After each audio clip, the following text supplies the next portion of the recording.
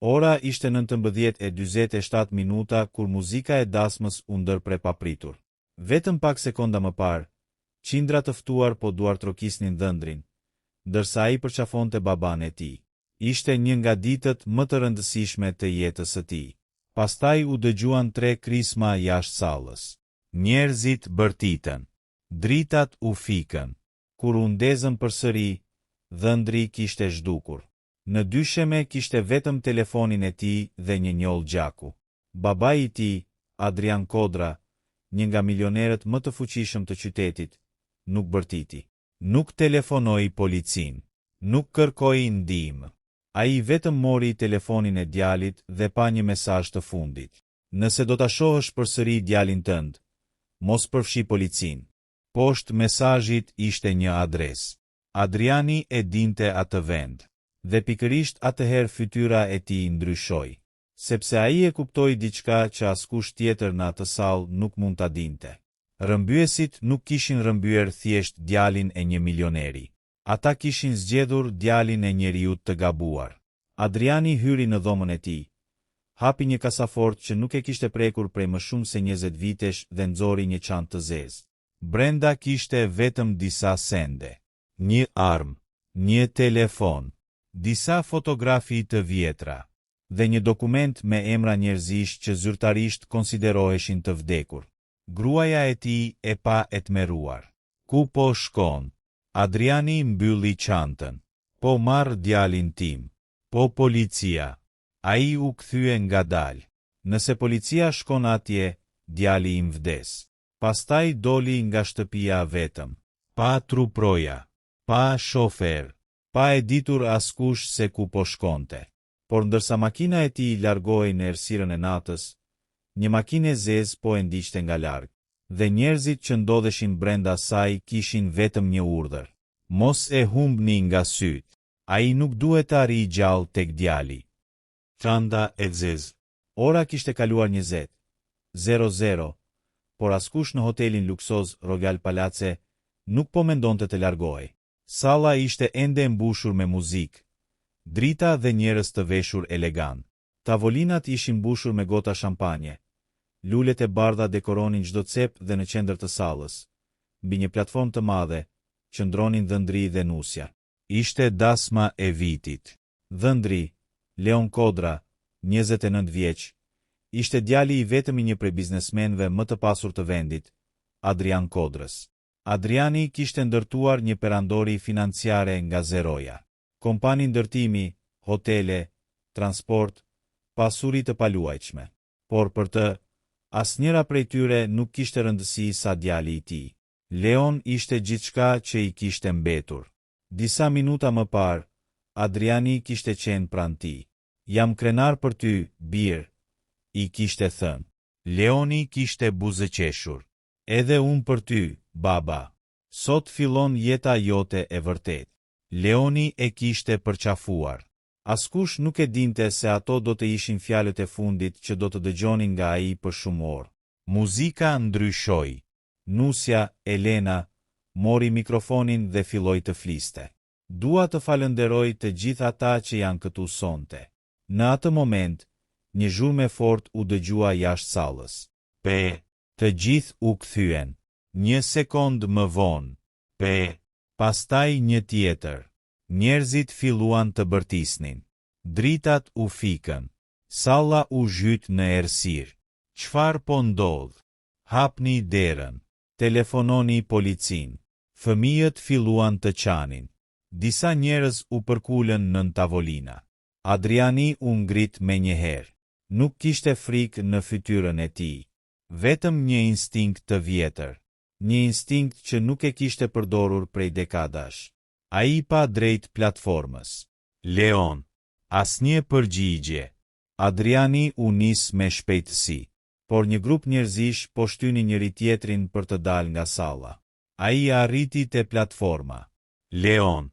Nuk ishte aty. Elena ishte ulur në tokë, e tronditur. Ku është Leoni? Ajo ngriti kokën. Ai ishte këtu. Adriani shikoi përreth. Pastaj pa diçka në dysheme. Telefonin e Leonit. Dhe pranë tij, një pikë gjaku. Adriani u përkul dhe e mori telefonin. Ekrani u ndez. Një mesazh. Nëse do ta shohësh djalin tënd përsëri, mos telefono policin. Adriani ngriu. Mesazhi vazhdonte. Ke 60 minuta. Shko vetëm në adresën që do të marrësh pas 10 sekondash. Në atë çast telefoni vibroi. Një mesazh tjetër. Një adresë. Adriani e lexoi. Fytyra USB. Ai e njihte atë vend. Ishte një magazin e braktisur në skajin industrial të qytetit. Një vend që nuk përdorej prej më shumë se 10 vitesh. Por ajo që e shqetësoi nuk ishte adresa. Ishte një fotografi që erdhi pas saj. Në fotografi ishte Leoni, i lidhur në një karrige, me fytyrën të gjakosur, dhe pas tij qëndronte një burr me maskë. Adriani e pa fotografin për disa sekonda. Pastaj mbylli telefonin. Elena ju afrua. Ku është? Ai nuk u përgjigj. Adrian, ku është Leoni? Adriani e pa në sy. Ata e kanë marrë. Kush? Nuk e di. Duhet të telefonojmë policin. Adriani kapi dorën e saj. Jo. Çfarë? Ata e kanë kërkuar këtë. Adrian është djali ynë. Pikërisht. Ai u kthye dhe doli nga salla. Ku po shkon? Ta marr. Nuk mund të shkosh vetëm. Por Adriani nuk u kthye. Ai hyri në një korridor të hotelit. Truproja e tij kryesore, Arbeni, e pa. Zoti Kodra, gjej makinën. Çfarë ndodhi? Djali im është rrëmbyer. Arbeni mbeti pa fjalë. Çfarë? Dhe askush nuk duhet të di ku po shkoj. Po policia. Adriani e pa drejt në sy. Asnjë telefonat. Por zotëri. Arben. Nëse dikush telefonon policin, Leoni vdes. Arbeni heshti. Adriani hyri në një ashensor. Kur dyert u mbyllën, ai nxori telefonin e tij personal. Një numër ishte ruajtur aty prej më shumë se 20 vitesh. Një numër që nuk e kishte telefonuar kurrë. Ai hezitoi. Pastaj e fshiu numrin nga ekrani. Jo, ende jo. Ai kishte një plan tjetër. Kur arriti në vilën e tij, ora tregonte 20. 21. Vetëm 39 minuta kishin mbetur. Adriani hyri në zyrë. Hapi një pikturë të vjetër që ndodhej pas tavolinës. Pas saj ishte një kasafort. Arbeni e ndoqi. Çfarë është kjo? Adriani nuk u përgjigj. Vendosi dorën mbi panelin. Shifrat që shtypi nuk ishin datëlindje. Nuk ishin ditë të rëndësishme familjare. Ishin një kod që nuk e kishte përdorur që nga koha kur ishte 25 vjeç. Kasaforta u hap. Brenda kishte një çantë të zezë. Adriani e nxori. Arbeni e pa me habi. Zoti Kodra. Adriani e hapi. Brenda kishte një armë, një telefon satelitor, një thik të vogël, disa dokumente dhe një fotografi të vjetër. Arbeni mori frym thellë. Ju thatë se e kishit lënë atë jetë. Adriani e pa. E lash. Atëherë pse e keni ende këtë? Sepse disa njerëz nuk të lejojnë të lësh të kaluarën. Ai mori armën. E kontrolloi. Pastaj vendosi fotografin e vjetër në xhepin e brendshëm. Arbeni e pyeti. Kush janë ata? Adriani u përgjigj. Njerëz që nuk duhet të ishin kthyer kurrë. Ai mbylli çantën. Më jep çelsat. Do të vi me ju. Jo. Nuk është pyetje. Adriani e pa. Nëse vim të dy, ata mund të kuptojnë se nuk jam vetëm. Atëherë do të shkoj pas jush. Adriani heshti. Pastaj i tha. Vetëm më ndiq nga një distancë. Arbeni pohoi. Makina u nis. Në të njëjtën kohë, në një magazin të braktisur, Leoni hapi syt. Dhimbja në kokë ishte e fortë. Ai u përpoq të lëvizte. Duart i kishte të lidhura pas karriges.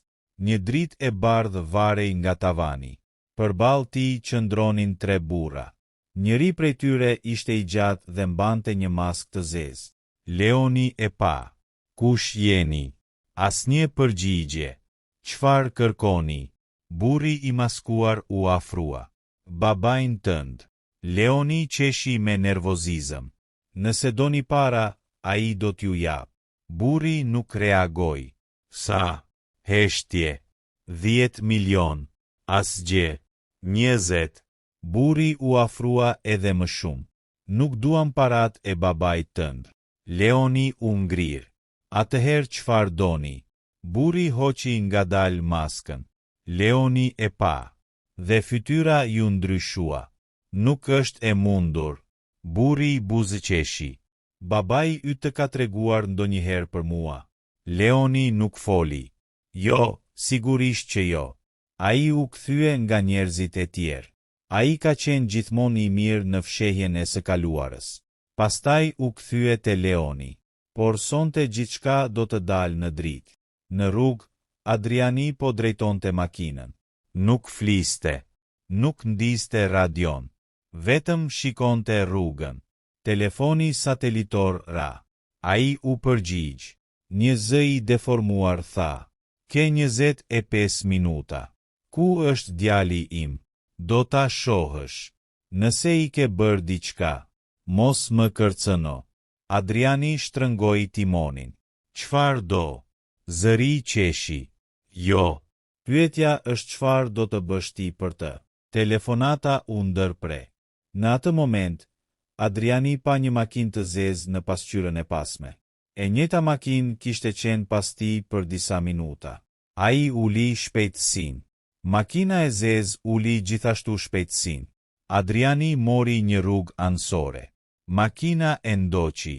Ai buzëqeshi lehtë. E dia. Ndëroi marshin dhe shtypi gazin. Makina u largua me shpejtësi. Pasti, makina e zezë bëri të njëjtën gjë. Një ndjekje filloi në rrugët e errëta.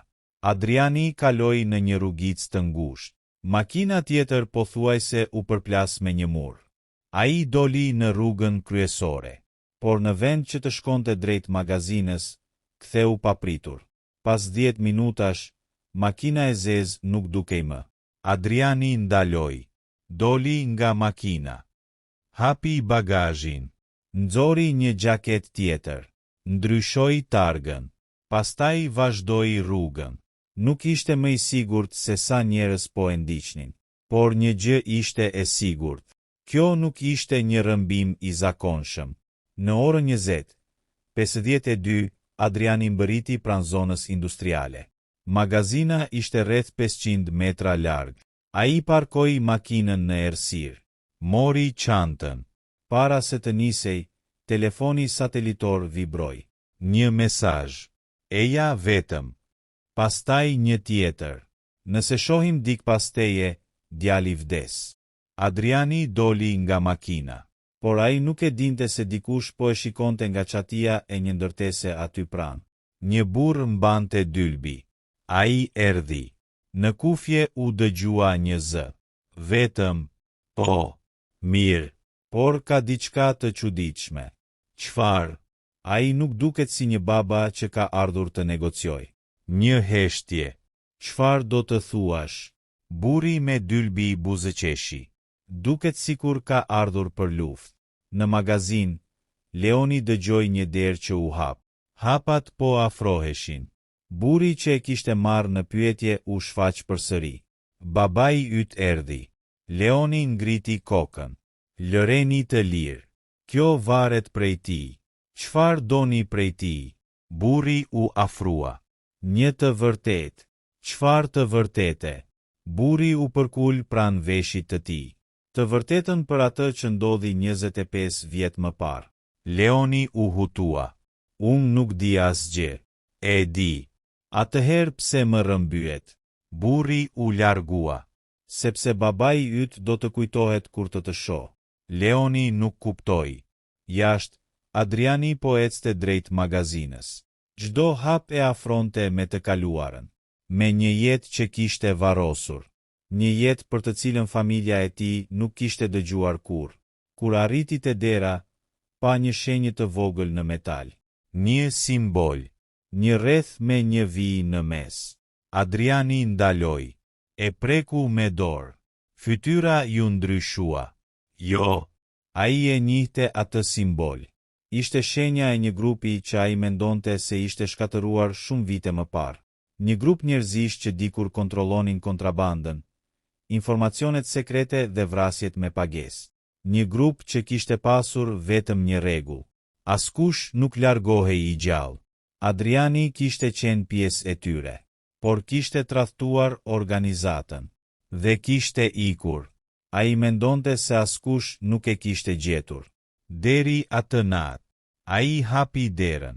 Brenda ishte errësirë. Një dritë u ndez. Leoni ishte në qendër të magazinës. I lidhur, i plagosur, por gjallë. Baba.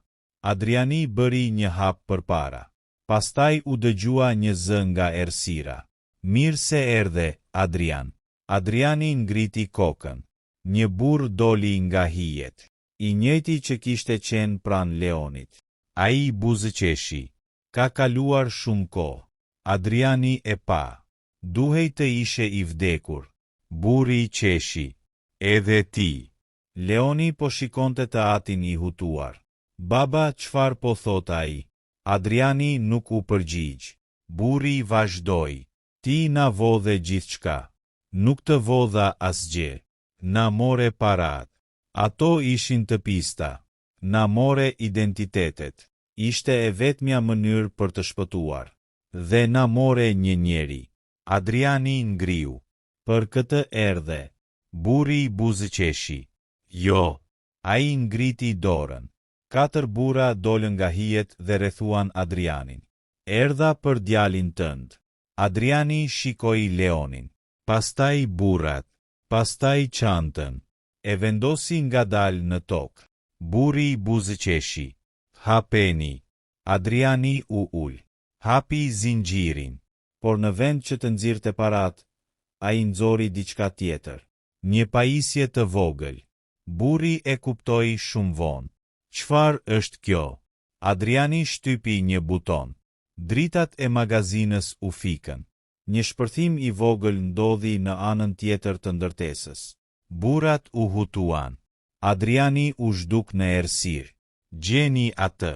U dëgjuan hapa. Leoni bërtiti. Baba. Një dorë kapi burrin e parë dhe e rrëzoi. Një tjetër ra. Adriani lëvizte në errësirë me një shpejtësi që askush nuk e priste nga një burr 50 vjeçar. Ai arriti te Leoni. A je mirë? O, mos fol. Adriani preu litarët. Por sapo Leoni u ngrit, një dritë e kuqe u shfaq në mur. Një armë ishte drejtuar drejt tyre. Mos lëviz. Adriani ngriti duart. Burri i maskuar doli përsëri. Por kësaj here kishte një buzëqeshje tjetër. Mendove se do të ishte kaq e lehtë. Adriani shikoi Leonin. Pastaj armën. Pastaj burrin. Çfarë do? Burri u përgjigj. Jo vetëm ty. Ai nxori një fotografi nga xhepi. Ja hodhi Adrianit. Adriani e kapi. E pa. Dhe për herë të parë atë natë, duart filluan t'i dridheshin. Në fotografi ishte një grua. Një grua që Adriani e kishte parë për herë të fundit 25 vjet më parë. Por ajo grua duhej të kishte vdekur. Leoni e pa fotografin. Baba. Adriani nuk fliste. Kush është ajo? Burri i maskuar buzëqeshi. Pyete baban tënd. Pastaj shtoi. Sepse nëse do ta shpëtosh djalin, duhet të më tregosh se çfarë i bëre nënës së tij. Adriani ngriti syt. Dhe në atë moment kuptoi se rrëmbimi i Leonit nuk ishte fundi i hakmarrjes. Ishte vetëm fillimi. Sekreti i varrosur. Kush është ajo? Pyetja e Leonit mbeti pezull në ajrin e ftohtë të magazinës. Adriani nuk përgjigjej. Përballë tij, burri me armë buzëqeshte. Leoni e shikonte të atin me një frikë që nuk e kishte ndjer kurrë më parë. Baba, kush është ajo grua? Adriani mbylli syt për një çast. Pastaj tha, nëna jote. Leoni u trondit. Çfarë? Është nëna jote. Nëna ime ka vdekur. Kështu të kam thënë. Leoni e pa me mosbesim.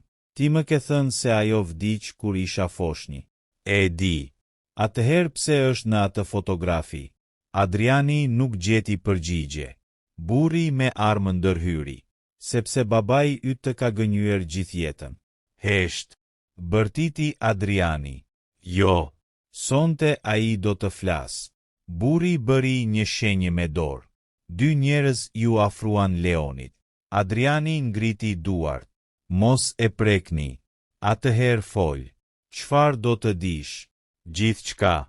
Adriani shikoi djalin. Pastaj fotografin. 25 vjet më parë, unë nuk isha biznesmen.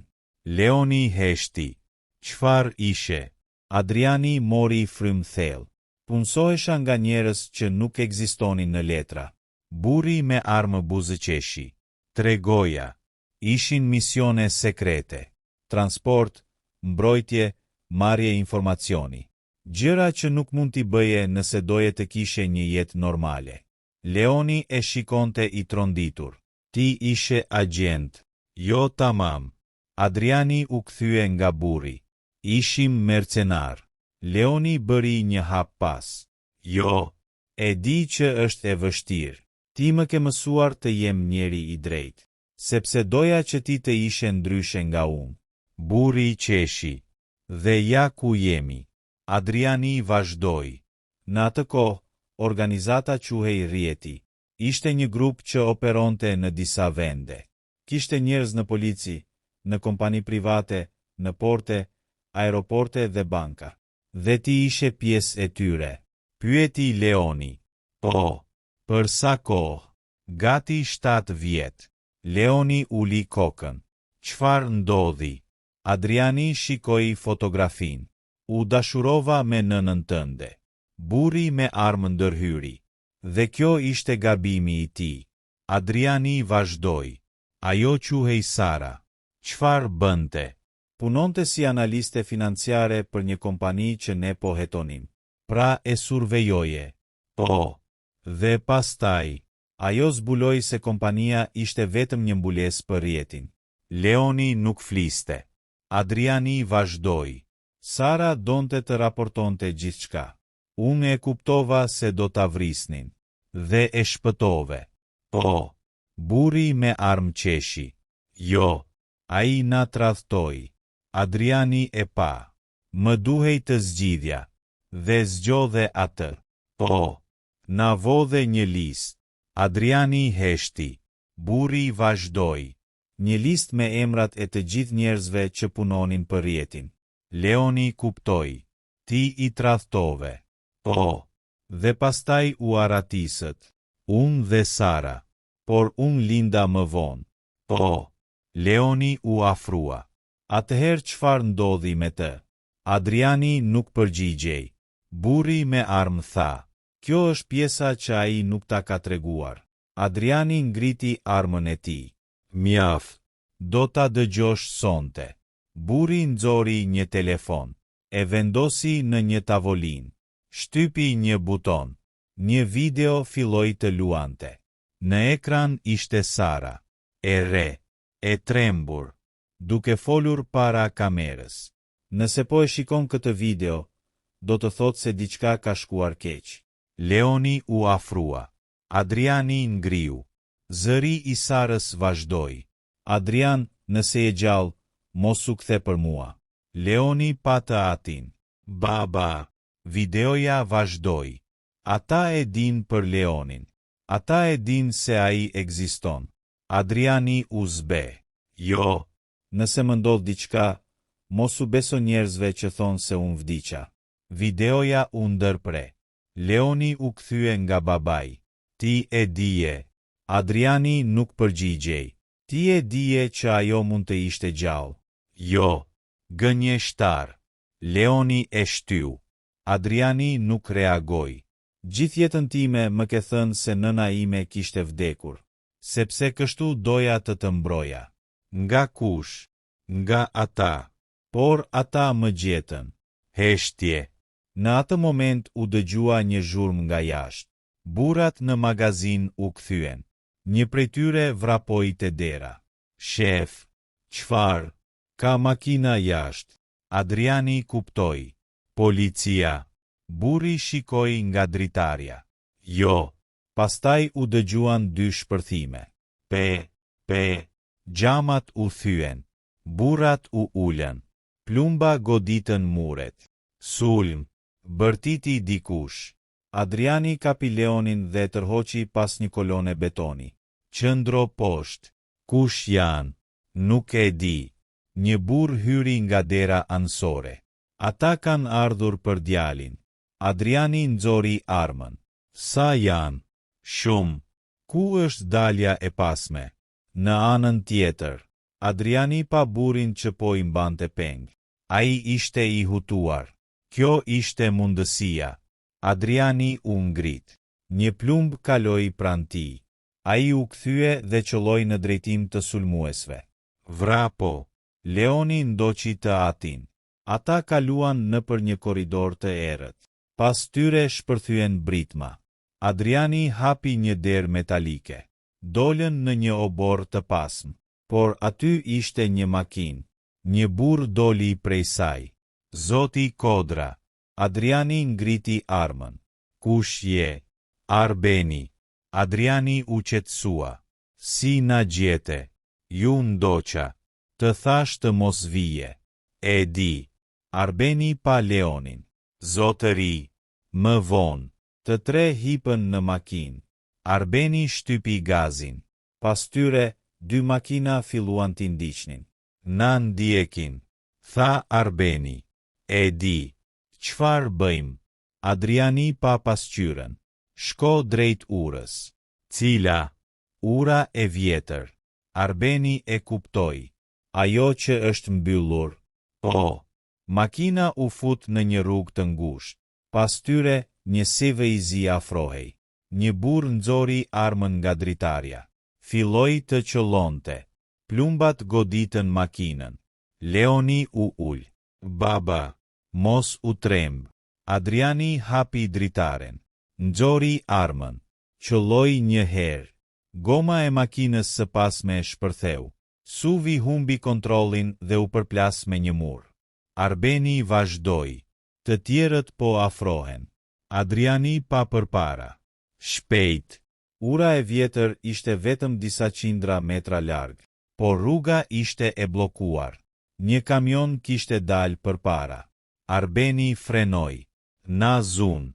Adriani pa anash. Dil nga makina. Çfarë? Tani. Të tre dolën. Adriani hapi bagazhin. Nxori çantën e zezë. Do të ecim në këmbë. Ku? Poshtë urës. Ata vrapuan. Pas tyre, dy makina ndaluan. Burrat dolën. Kapini. Adriani dhe Leoni zbritën shkallët. Arbeni pas tyre. Një plumb goditi murin pran Leonit. Adriani e tërhoqi. Shpejt. Ata arritën poshtë urës. Aty ishte një vark e vogël. Adriani pa një burr brenda. Hipni. Leoni u fut. Arbeni gjithashtu. Adriani u hodh i fundit. Varka u nis. Nga larg, burrat që i ndiqnin qëndruan në breg. Njëri telefonoi. I humbëm. Zëri në telefon u përgjigj. Jo, por... Ai po shkon pikërisht aty ku dua. Ku? Te Sara. Pas rreth 30 minutash, varka ndaloi në një zonë të izoluar. Adriani doli. Leoni e ndoqi. Ku jemi? Në një vend ku nuk do të na gjejnë. Po nëna. Adriani nuk foli. Arbeni pa të. Duhet t'i tregoni tani. Adriani heshti. Pastaj nxori fotografin. Sara mund të jetë gjallë. Leoni u afrua. Ku është? Nuk e di. Atëherë pse erdhëm këtu? Adriani nxori telefonin satelitor. Kishte marrë një mesazh të ri. Nëse do të shohësh Sarën, shko te Hotel Meridian para agimit. Poshtë ishte një fotografi. Sara. Në një dhomë. Duke parë nga dritarja, Leoni mori telefonin. Ajo është gjallë. Adriani pohoi. Por poshtë fotografisë kishte një fjali tjetër. Mos sill askënd me vete. Leoni pa baban. Do të shkosh. Adriani mori çantën. Po, unë vi. Jo, ajo është nëna ime. Adriani heshti. Leoni vazhdoi. Kam humbur 25 vjet pa të. Është shumë e rrezikshme. Edhe rrëmbimi ishte i rrezikshëm. Adriani e pa. Në sytë e djalit të tij nuk kishte më frikë. Kishte vendosmëri. Mirë. Arbeni ndërhyri. Nuk duhet të shkoni të dy. Adriani u kthye. Ti do të bësh diçka tjetër. Çfarë? Adriani i dha një fotografi. Gjeje këtë burr.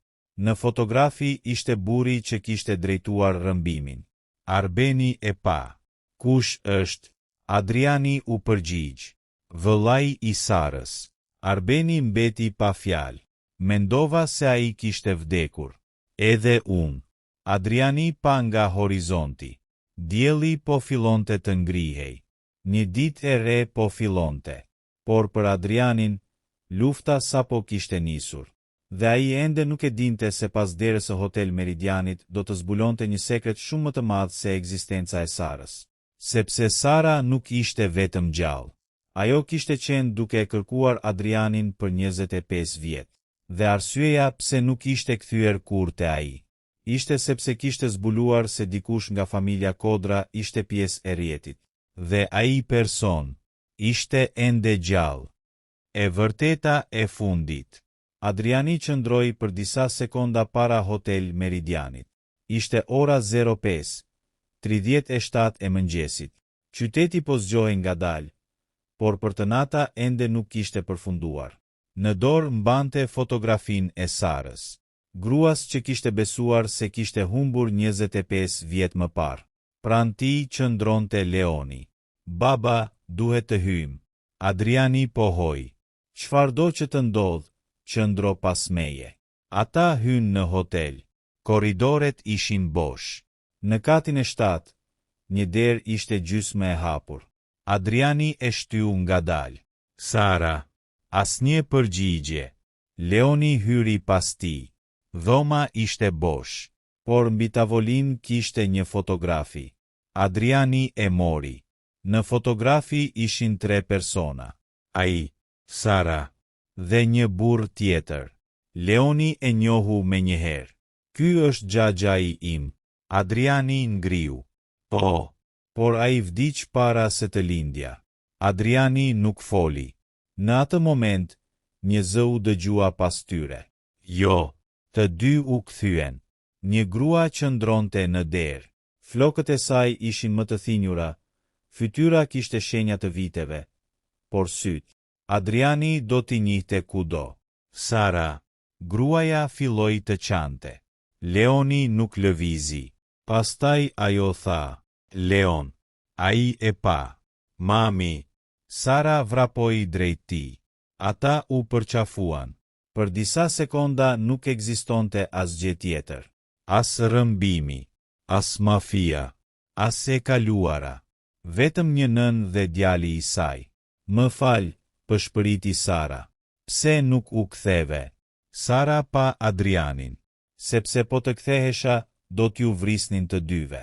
Adriani uli kokën. Kush? Sara u përgjigj. Babai yt. Adriani u ngrir. Babai im ka vdekur. Po. Sara nxori një dokument, por ai e drejtonte rrjetin. Adriani e mori dokumentin. Emrat ishin aty. Babai i tij. Njerëzit që ai kishte menduar se ishin armiq. Dhe në fund, emri i vëllait të Sarës. Leoni kuptoi. Xhaxhai im ishte pjesë e tyre. Sara pohoi. Po. Dhe ai është ende gjallë. Në atë moment u dëgjua një zhurmë jashtë dhomës. Adriani nxori armën. Duhet të ikim. Por dera u hap. Burri i rrëmbimit hyri. Ai ishte vëllai i Sarës, por këtë herë nuk mbante maskë. Mjaft me aratisjen. Adriani e drejtoi armën. Ti e rrëmbeve djalin tim. Po, pse? Burri uli armën. Sepse doja të detyroja të sillje Sarën këtu. Pse nuk e more direkt? Sepse e dija që nuk do të vije për mua. Adriani shtrëngoi nofullën. Ku është rjeti? Burri buzëqeshi. Përfundoi. Mos gënje. Nuk po gënjej. Ata që të ndoqën sonte janë njerëzit e fundit. Në atë moment u dëgjuan sirena. Arbeni kishte telefonuar policin. Burrat jashtë filluan të iknin. Por Adriani nuk lëvizi. Për herë të parë pas 25 vitesh, ai nuk po ikte nga e kaluara. Po përballej me të. Policia hyri në hotel dhe arrestoi njerëzit e rjetit. Por historia nuk mbaroi aty. Gjatë hetimeve u zbuluan dokumente që lidhnin organizatën me 10 krime të vjetra. Adriani dha dëshminë e tij. Sara gjithashtu. Dhe për herë të parë, Leoni mësoi të vërtetën për prindërit e tij. Por ai nuk e urrente të atin, sepse tani e kuptonte pse kishte heshtur. Disa javë më vonë, Leon dhe Elena organizuan përsëri dasmën. Këtë herë nuk kishte truproja të armatosur. Nuk kishte frikë. Vetëm familja. Kur erdhi momenti i betimeve, Leoni pa nga babai. Pastaj pa Sarën. Ajo po qante. Adriani buzëqeshi. Pas ceremonisë, Leoni ju afrua. Baba. Po. Tani e kuptoj pse më ke mbrojtur gjithmonë. Adriani e përqafoi. Unë do të mbroj gjithmonë. Leoni buzëqeshi. Jo, baba. Adriani e pa. Tani duhet të më lësh të jetoj. Adriani qeshi. Ke të drejtë. Pak më vonë, ai doli vetëm në kopsht. Sara ju afrua. Pas gjithë këtyre viteve, Adriani e pa. Mendova se të kisha humbur. Edhe unë. Pse nuk më tregove që ishe gjallë? Sara mori frym thellë, sepse e dija që do të vije të më kërkoje. Adriani buzëqeshi. Sigurisht që do të vija. Pikërisht. Ata u përqafuan. Për herë të parë pas 25 vitesh, familja ishte përsëri bashkë. Por Adriani nuk e harroi kur atë natë. Natën kur djali i tij u rrëmbye në ditën e dasmës. Natën kur hapi përsëri çantën e zezë. Natën kur u detyrua të përballej me njeriu që kishte qenë dikur. Dhe mbi të gjitha, natën kur kuptoi se ndonjëherë, për të shpëtuar familjen, duhet të përballesh me demonët që ke kaluar një jetë duke i fshehur. Vite më vonë, Leoni do t'u tregonte fëmijëve të tij për atë natë, por nuk do t'u tregonte për armët, as për ndjekjet, as për rrjetin. Do t'u tregonte vetëm një gjë. Kur familja jote është në rrezik, mos u dorëzo kurrë, sepse atë natë, një baba milioner nuk kishte përdorur parat për të shpëtuar djalin e tij. Ai kishte përdorur guximin dhe kishte udhëtuar drejt errësirës për ta sjellë djalin e tij përsëri në shtëpi. Fund.